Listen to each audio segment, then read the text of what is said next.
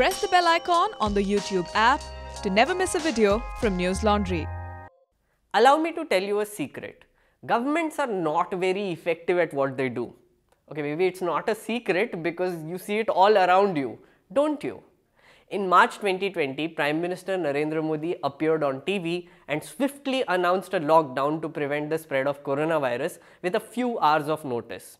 There were no preparations for it done by the government itself, no plan with regards to creating any helpline that would ensure food and water for the thousands of workers who would survive on daily wages, no plan to help migrant workers go back to their home states. Basically, there was no plan at all. This led to one of the biggest humanitarian crises India has ever seen. And on top of it, it didn't really stop the virus from spreading very much. Dekh lo. But you know who did come to the help of citizens in this time of crisis? NGOs, civil society members and advocacy groups. NGOs deserve all appreciation for helping migrants during COVID-19 pandemic. No, I'm not saying that. The Supreme Court of India said that. From providing food and water to people, distributing hygiene kits, making PPE kits to arranging for the travel of migrant workers, they did it all. And so did Sonu Sood.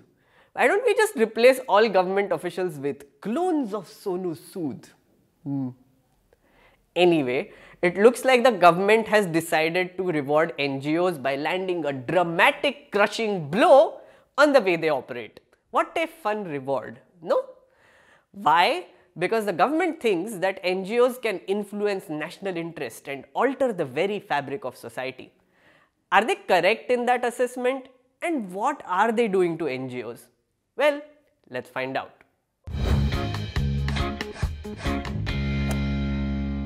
An amendment to the Foreign Contribution Regulation Act (FCRA) was passed in Parliament last month, which brought in massive changes to the way NGOs are supposed to operate.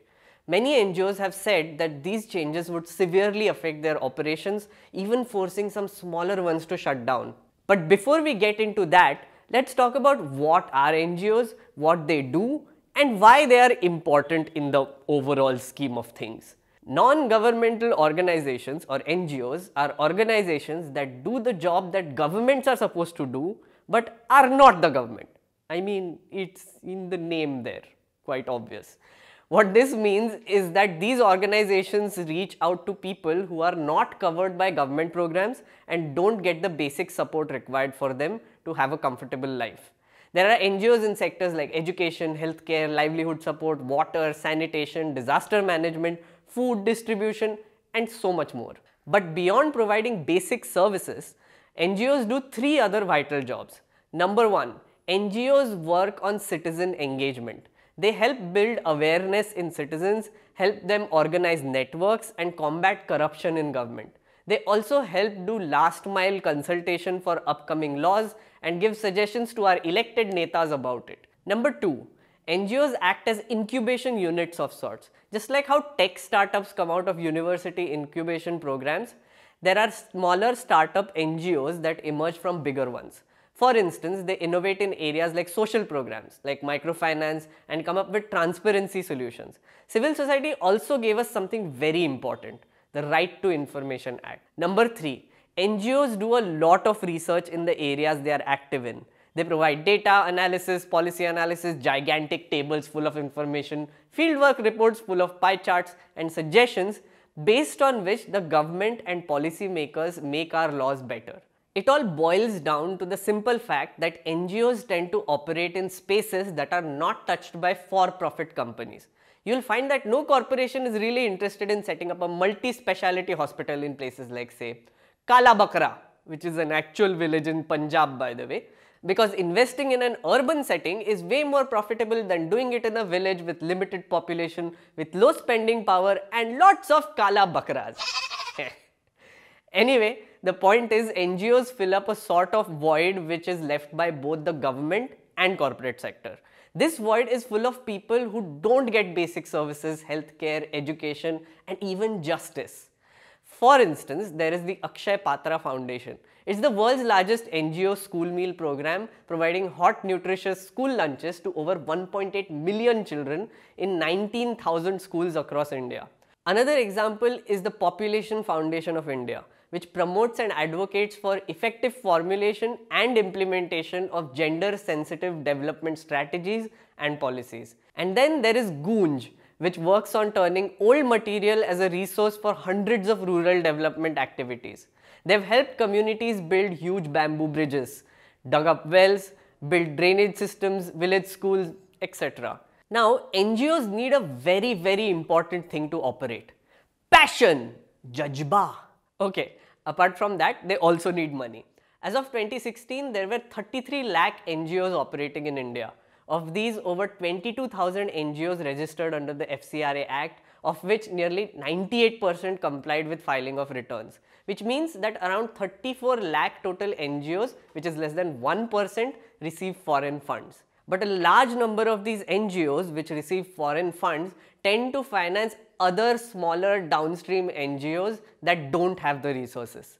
More on that in a bit. But here's the thing, when the term foreign funding to NGOs comes into the picture these days, the government goes, "No, God!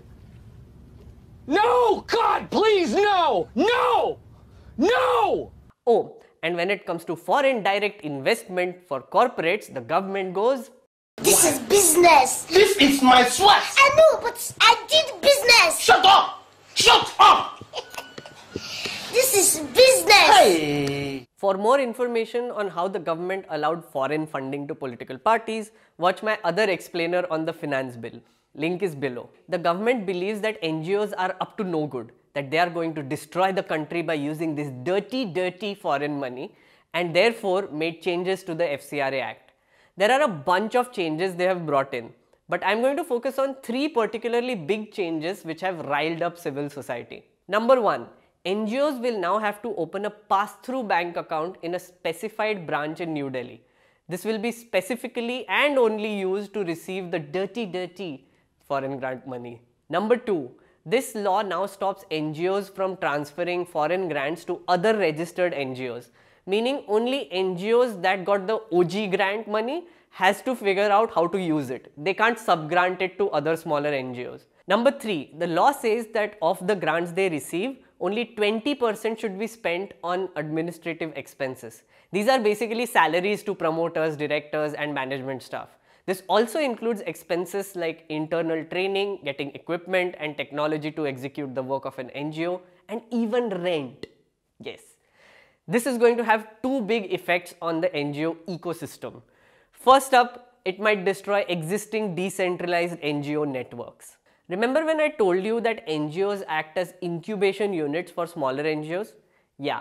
These are independent, lesser known NGOs which can take their own calls and do their own work, but they depend on these sub-grants to operate. The FCRA amendment prevents bigger NGOs from sub-granting, which means that the funds being given to these smaller organizations will dry up and they'll be forced to shut down. Something needs to be said about foreign intervention here.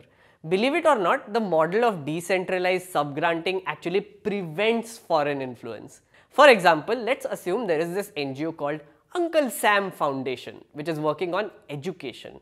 Now their evil agenda is to westernize India and destroy Sanskar. Uncle Sam will want a network in India which works with one single-minded agenda. So it would be one big-ass NGO with its slimy tentacles spread across rural India. Then they can start dictating how kids are taught in Kala Bakra. They can also open a side business of goat rearing or something, maybe. Anyway, in real life, this can be prevented by ensuring that larger NGOs cannot operate unless they involve local stakeholders and other regional NGOs in their work. These smaller units will understand the sensibilities of people of Kala Bakra more, so their mandate would be more focused and tailored than the bigger NGO which is funding them. This way, Sanskar in Kala Bakra is safe. Yes. The second big effect is the administrative cost part. The gripe here is that 20% is practically nothing when it comes to admin expenses. As I mentioned before, these are expenses which are related to hiring of personnel management, legal and professional charges, and spending on utilities. Earlier, this limit was 50%, which has been now brought down to 20%. This would severely cripple the NGOs which are especially working in the space of community engagement. Most of the expenses that these organizations have is on legal fees, employing lawyers and researchers, plus a whole load of office expenses. Their job is to build networks, fight cases in courts, and help people get justice. By limiting how much they can spend from the foreign grants they receive, it would just crush their organizations. Please do understand that the work these people do requires a lot of specialists. They need top-notch legal brains, academics, and scientists to carry out their mandate. And these people are expensive to hire, as they should be. Imagine what would happen if the same rule is applied to a consultancy business. What would happen if the government says that consultancies cannot spend more than 20% of their funds on administrative expenses? फिर शर्मा जी का बेटा IIT के बाद MBA करने IIM क्यों जाएगा? बताओ मुझे, नहीं जाएगा ना? This is just the latest in the long line of changes made by the government on NGOs operating in India. Anyway, personally speaking, governments of the past have also messed with civil society, and the current one is taking it to the next level. By crippling the operation of NGOs, the government is ensuring that there is less public awareness, less civil society activism, less scrutiny on themselves, and just leaving a large number of vulnerable people in the lurch. By the way, one last thing. If you are someone who wants to influence the fabric of society by giving money, why would you go to NGOs? NGOs can only influence laws. What you should do is fund political parties, because they are the ones who make laws. Oh, and now you can use electoral bonds, which will make sure nobody even knows that you are giving the money to political parties. Fun times. I mean, why eat like this when you can eat like this? Think about it and see you in the next video.